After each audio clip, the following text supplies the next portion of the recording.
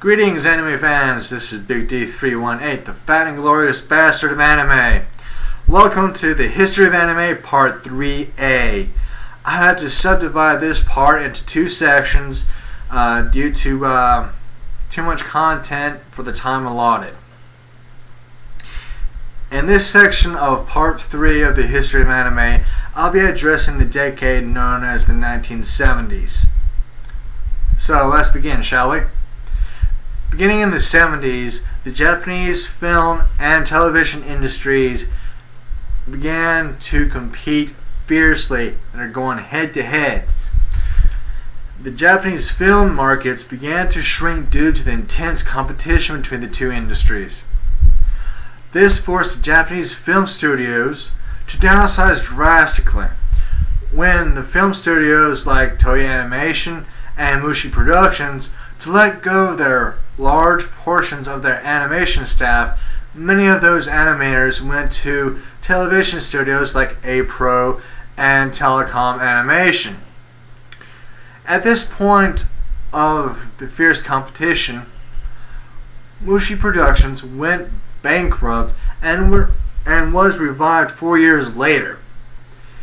Many of the former employees of Mushi Productions began to founding a vast array of new production studios like Madhouse Production and Sunrise, thus resulting many animators being shotgun in as a director versus being promoted to be a director. The effect of this result was the injection of young and new talent, which gave way to a wide spectrum of experimentation. One of the earliest successful anime series was produced in this time period that reflected the aforementioned result and effect was the anime series known as Tomorrow's Joe, which premiered in 1970.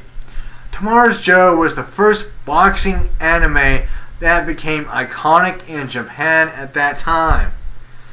In 1974, Isao Takahata produced an anime series of the same caliber to Tomorrow's Joe. This anime series was entitled Hiri, the Girl of the Alps. Originally, this anime series was hard to sell to its target audience. This series was a simple, realistic drama aimed for children. Most TV networks thought that children needed something more fantastic to be drawn in by in which Hiri, Girl of the Alps lacked. Yet, people's interest in the television shows is very fickle. Hiri, Girl of the Alps gained international success, popularity, and fame when many European countries picked this anime series up. When Hiri became so successful in Japan, after its initial international success, it allowed Miyazaki and Takahata to start a series of literary-based anime like World Masterpiece Theater.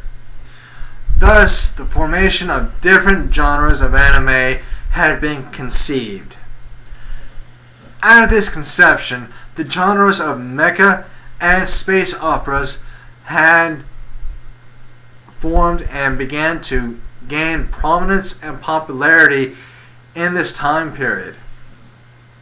The popularity of these two genres still continue to this day.